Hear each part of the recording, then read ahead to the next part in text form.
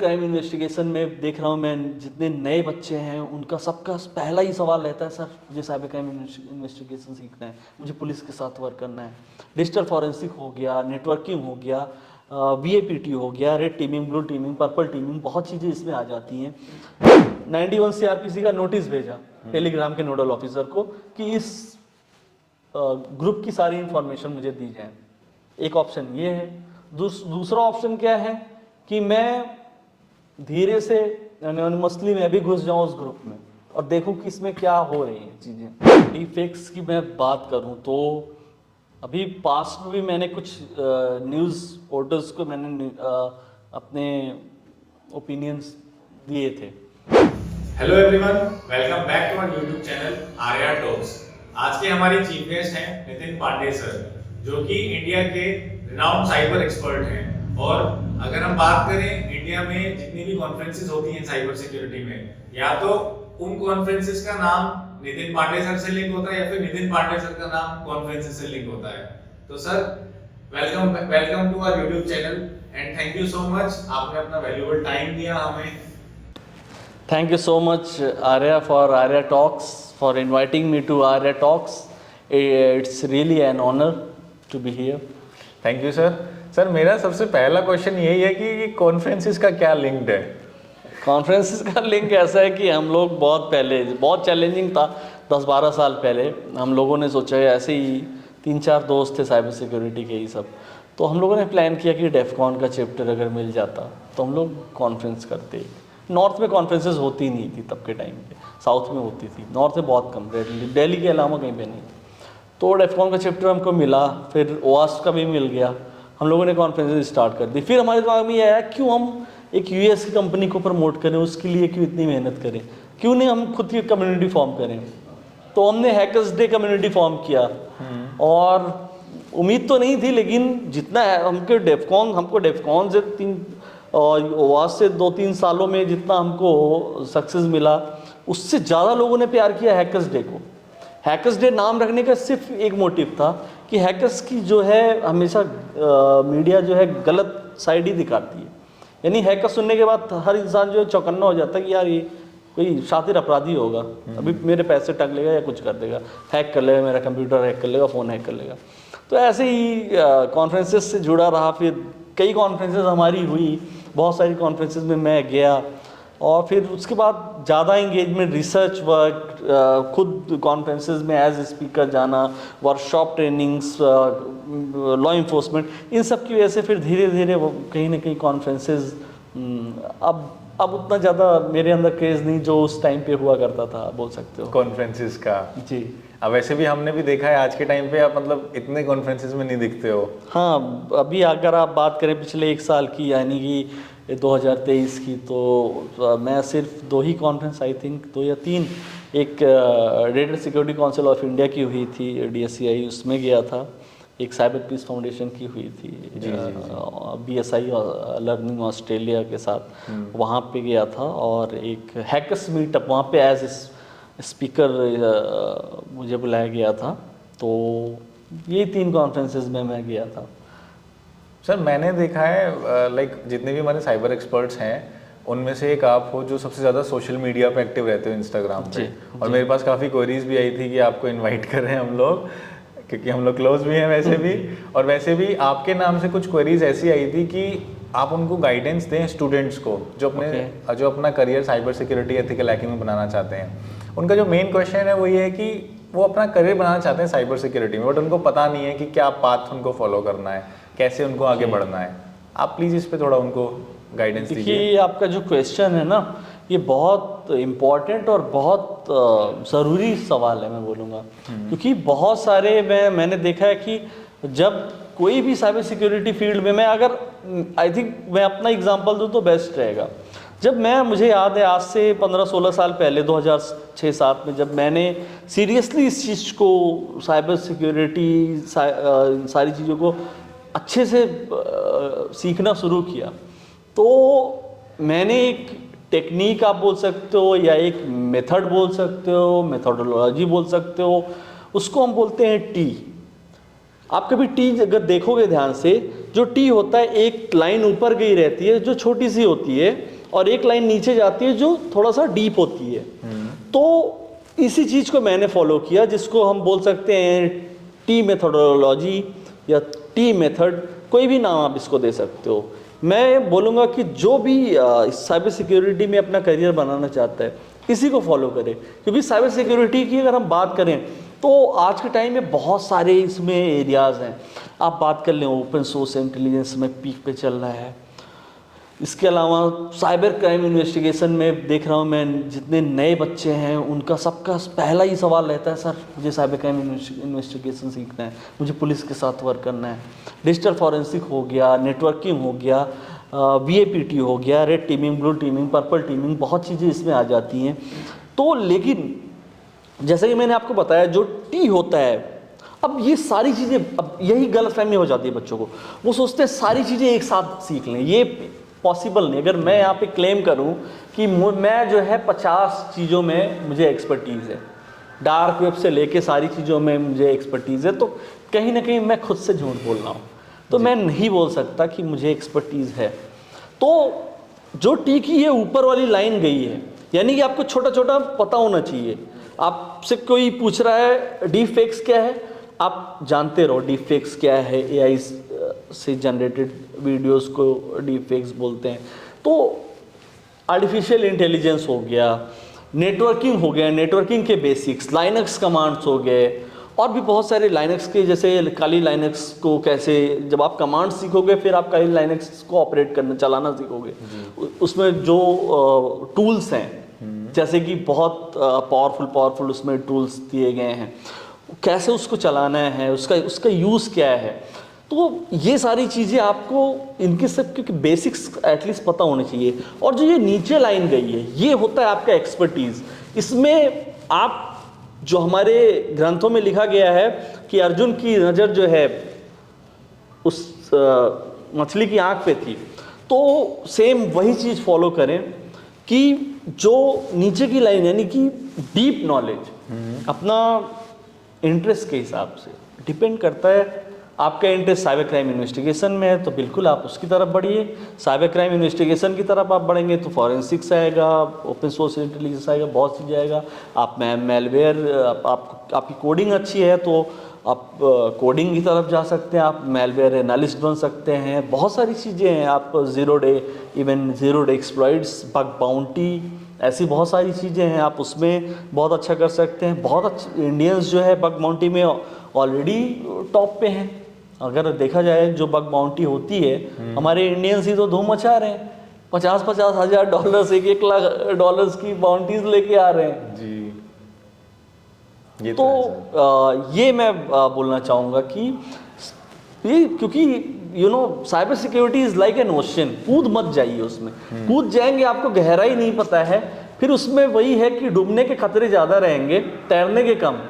तो यही rule follow करिए कि बेसिक नॉलेज रहे चीज़ों की, सभी डोमेन्स की, या पर्टिकुलर आप 8-10 डोमेन्स चूज़ कर लीजिए जिसकी आपको बेसिक अच्छी ठीक ठाक नॉलेज रहे, एवरेज, और अपना एक्सपर्टीज़ किसी एक डोमेन को चूज़ कर लिए। उसमें हाँ ये हो कि आपका एक्सपर्टीज़ स्ट्रांग होना चाहिए। कभी आप किसी IPS ऑफिसर के सामने बैठो, और क्योंकि IPS ऑफिसर्स जो है वो, जैसे अभी मैंने बोला साइबर क्राइम इन्वेस्टिगेशन में बच्चे यूथ बहुत तेज़ है। अगर उनका पाला पड़ गया किसी तेज तरह का ये IPS ऑफिसर से, और वो ऐसे ट्रिकी क्वेश्चंस करते हैं, तो आपका एक्सपर्टीज उस लेवल का होना चाहिए कि आप उनके क्वेश्चन का आंसर दे सको। क्योंकि अगर वहाँ पे वो गए बिना प्रिपरेशन के और वो पता चला वहाँ पे जवाब नहीं दे पाए, तो वहीं पे सब कुछ खत्म, उल्टा हो जाएगा। ये तो होता है सर, ये तो मैंने खुद भी एक्सपीरियंस किया है। देखो, पब्लिकली बोलना चाहूँगा, ये तो मैंने खुद भी एक्सपीरियंस किया है कि जब आप बिना एक्सपीरियंस के जानते हो, बिना नॉलेज के जाते हो और एक्स्ट्रा बोलते हो, तो हमेशा मुंह की खानी पड़ती है। और मैंने तो एक IPS ऑफिसर से ही खाई थी, विच आई एक्सेप्ट पब्लिकली, जो कि मेरी गलती थी। बहुत अच्छी चीज़ है अगर ऐसी चीज़ें आप पब्लिकली एक्सेप्ट करो, क्योंकि कहीं ना कहीं गलतियों से ही हम सीखते हैं। एग्जैक्टली तो और इन चीज़ों को एक्सेप्ट करने में कोई वो नहीं है। ये आई थिंक हम सब गलतियाँ करते हैं, मैंने भी लाइफ में बहुत सारी की है। Life is all about mistakes and learning. Exactly sir जैसा कि अभी आपने आईपीएस ऑफिसर्स का बोला, क्वेश्चंस में ये भी रहता है कि अगर हमें पुलिस के साथ काम करना है, लॉ इन्फोर्समेंट एजेंसीज के साथ कनेक्टेड होना है, तो वो कैसे हो सकते हैं? हाँ, ये क्वेश्चन सबसे ज़्यादा रहता है। ये सबसे ज़्यादा। करियर से ज़्यादा आज के लिए क्वेश्चन आ रहा है कि क्योंकि मुझे पुलिस के साथ काम करना है। वो लोग देखते हैं फोटोज आपकी, हाँ। देखते हैं और बाकी रिनाउंड एक्सपर्ट्स की देखते हैं। वो फोटोज देख के, अच्छा बहुत बार ऐसा भी होता है कि कुछ आजकल नए बच्चे हैं, लगवा पीछे बैकग्राउंड में हरियाणवी गाना लगा के गुजर रहे हैं उधर से किसी पुलिस स्टेशन से, वहाँ पे फ़ोटो खिंचवा लिए खड़े होके और लिख दिए कि अब इस साइबर सेल में आज मैं गया, बिना किसी मतलब उसका सिर पैर नहीं है चीज़ का, लेकिन उन्हें तो इस लेवल तक का क्रेज़ है बच्चों में। तो अगर उनको लॉ इन्फोर्समेंट के लिए के साथ काम करना है तो सबसे पहले वो पढ़ें कि क्या होता है, बेसिक्स पहले अपना मजबूत करें।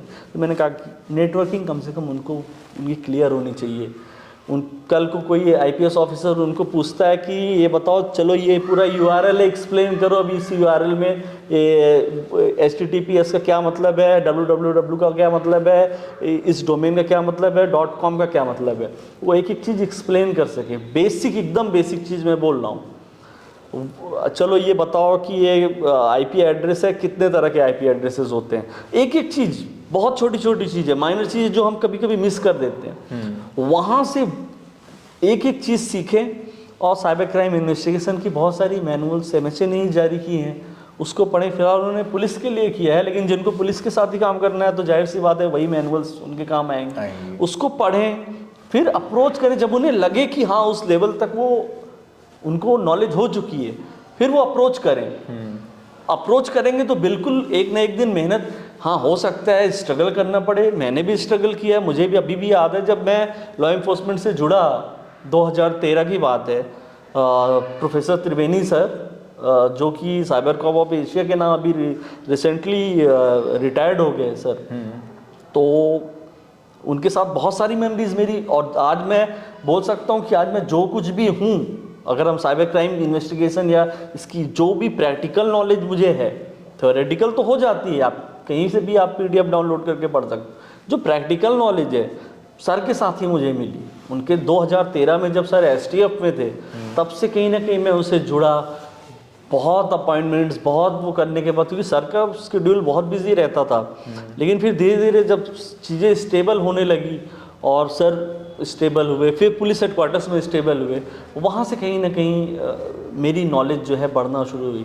तो हो सकता है शुरू में आपको धक्के खाने पड़े, लेकिन बाद में वही है कि मेहनत का फल मीठा होता है। वो जो कहावत है सही है जी। तो सर ट्रू है। और जैसा आपने अपनी स्ट्रगल लाइफ के बारे में बताया, इससे शायद स्टूडेंट्स को काफ़ी मोटिवेशन मिलेगा और काफ़ी कुछ सीखने को मिलेगा कि ज़रूरी नहीं होता कि आपको फर्स्ट फेज में जाके ही सक्सेस मिल जाए। एग्जैक्टली। मुझे, मैं आपका अगर अपने बारे में बताऊं तो जब मैंने अपने करियर की स्टार्टिंग करी थी, तो हमारे जो डिस्ट्रिक्ट के SP क्राइम थे, उनके अंडर साइबर सेल आती है, उनका नाम अनित कुमार है, अभी भी हैं। मैं बर्थडे वाले दिन गया था, मुझे लगा था, मैं इतने एक्साइटमेंट होके साथ गया था कि शायद फर्स्ट अपॉइंटमेंट में मेरा काम हो जाएगा और वो मुझे साइबर सेल में बैठने के लिए बोल देंगे। फर्स्ट मीटिंग में मिले नहीं, उन्होंने मुझे सेकेंड डे का अपॉइंटमेंट दिया। सेकेंड डे आते ही, अरे यार मैं तो जा रहा हूँ यार, तुम मेरे को कल आना वापस। मैं फिर नेक्स्ट डे फिर गया, आते ही उन्होंने फिर मुझे एक टास्क दे दिया कि चलो ये करके लेके आना, तब बात करेंगे। मैं 3-4 दिन उस टास्क में लगा रहा, फिर गया, अरे यार ये नहीं होगा, एक हफ्ते बाद फिर से आओ तुम। तो सर मैंने 1 महीने तक चक्कर काटे।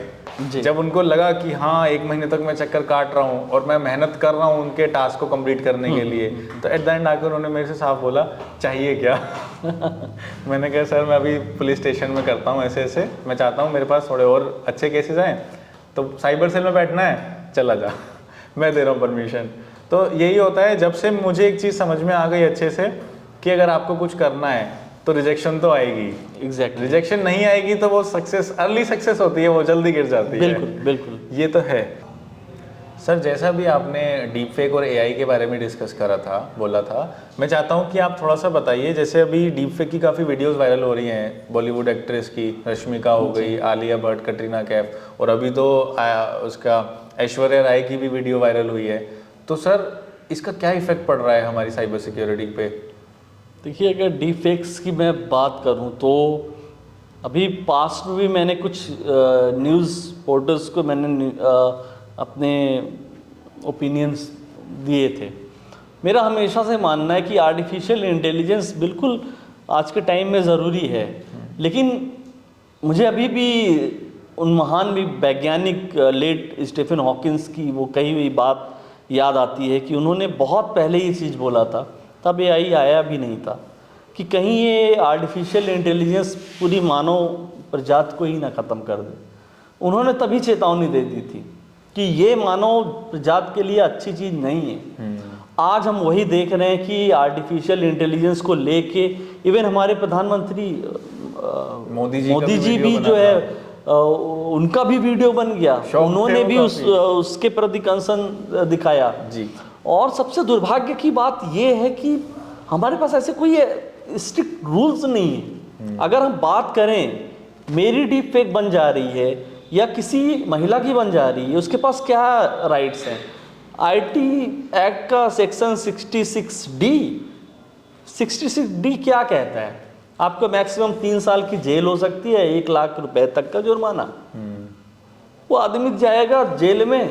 पहली चीज़ तो डिपेंड करता है कि पुलिस कैपेबल है कि नहीं उस कल्प्रिट को या एक्यूज को पकड़ने में, क्योंकि ये तो अभी जैसे आपने एग्जांपल दिया तो ये तो सेलिब्रिटीज़ हो गई, बड़े जब हाई प्रोफाइल रहता है तो उसमें हो जाता है तुरंत, क्योंकि मीडिया लगी रहती है। मैं आपको पर्सनल एक्सपीरियंस बताऊं, मुझे डेली 3 से 4 लड़कियों के मैसेजेस आते हैं जिनके साथ ये चीज़ें हो रही हैं, डेली हो रही हैं। और आज के टाइम का मैं बोल सकता हूँ सबसे डेंजरस और सबसे लेटेस्ट इमर्ज थ्रेट है ये डीप फेक्स।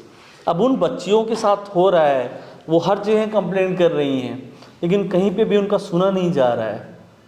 तो कहीं ना कहीं ये चिंता का विषय है। वो मुझको बताती हैं, जितना कोशिश हमसे हो पाता है हम टेक डाउन उसको करवाते हैं, नोटिसेस भिजवाते हैं टेक डाउन का, कॉपीराइट का, तमाम जितनी नोटिसेस होती हैं जितनी उसमें हैं। लेकिन कुछ स्ट्रॉन्ग सेक्शंस भी बनाए जाने चाहिए ऐसे जघन्य अपराधों के लिए, जिसमें किसी लड़की की पता चल रहा है उसकी नॉर्मल सी फ़ोटो या वीडियो को जो है, पहले क्या होता था फ़ोटोज़ के साथ एडिटिंग, फोटो मॉर्फिंग होती थी। अब देखिए AI के साथ पूरी वीडियो ऐसे एडिट, और AI में भी बहुत सारी चीज़ें, आपको सिर्फ वीडियो एडिटिंग नहीं, आप देखेंगे वॉइस को क्लोन कर ले रहे हैं। कितने केसेस आए, बच्चे की आवाज़ों को क्लोन कर लिया, पिता को उसके फादर को मैसेज भेजा उसकी आवाज़ में, और उसके बाद स्कैम हो गया उसके फादर के साथ। उसको लगा कि उसका बच्चा जो है परेशानी में है, बच्चा समझ के उसने पेमेंट कर दिया। ऐसे भी कुछ रिसेंटली केसेस मेरे नोन में आए, मैं डिस्क्लोज नहीं करना चाहूँगा क्योंकि ये सब नॉर्मली करना भी नहीं चाहिए, केसेस को डिस्क्लोज कॉन्फिडेंशियल होते हैं, ये सब क्लासिफाइड होते हैं।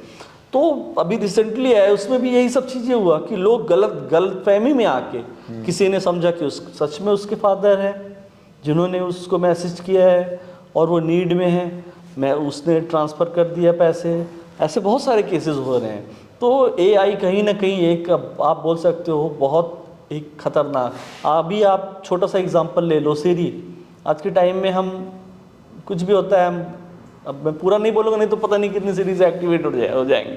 तो अभी हम बोलेंगे सिरी को कॉल लगाने को, सिरी कॉल लगा। सर मैं चाहता हूँ कि आप थोड़ा सा आपने जो ओसेंट का टूल बनाया हुआ है आई हंट टूल, उसके बारे में थोड़ा सा स्टूडेंट्स को बताइए। आई हंट ओसेंट जो फ्रेमवर्क मैंने बनाया था, ये कोविड का जब लॉकडाउन लगा था, क्योंकि उस समय मैं खाली बैठा था तो पूरा देश लॉकडाउन में था, तो उसी टाइम मेरे दिमाग में आया कि ओसेंट का एक टूल बनाना चाहिए। तो उस पर मैंने वर्क किया और मुझे बहुत अच्छा लगा। इसमें हमारा बहुत अच्छा ओसेंट का रिसर्चर भी है विश्वजीत। तो विश्वजीत ने मुझे वो ट्वीट्स और वो चीज़ें दिखाई कि इतनी कंट्रीज़, आई थिंक 5-6 कंट्रीज़ में उसको लोगों ने अप्रिशिएट किया, यूज़ कर रहे हैं, तो उसको कर रहे थे। तो तब जाके पता चला कि मुझे कि यार मेरी मेहनत जो है लोगों के काम आ रही है। बेसिकली वो ओपन सोर्स है और उसमें बहुत सारे मैंने तरह के, अगर आप देखेंगे तो मैंने उसको कैटेगरी वाइज बहुत इजी कर दिया है। उसको मैंने कैटेगराइज कर दिया है। यानी फॉर एग्जांपल आपको साइबर क्राइम इन्वेस्टिगेशन के बारे में आपको कुछ ओसेंट करना है, आप कर सकते हो। आपको ईमेल के बारे में करना है ओशन कर सकते हो, आपको ह्यूमन के बारे में, जैसे ह्यूमन को नॉर्मली हम बोलते हैं जिसको ह्यूमन इंटेलिजेंस, अभी उसका बहुत बड़ा एग्जांपल है अभी जो हुआ था वहाँ पे जो युद्ध चल रहे हैं इजराइल में, एक बहुत बड़ा ह्यूमन इंटेलिजेंस फेलियर था कि 5000 आप सोचिए एक बार में वहाँ पे 5000 मिसाइलें इजराइल के ऊपर एक बार में छोड़ी गई थी। उनके पास एक डोम है, आयरन डोम जिसको बोलते हैं, जो कि मिसाइल्स को आसमान में ही डिस्ट्रॉय कर सकता है।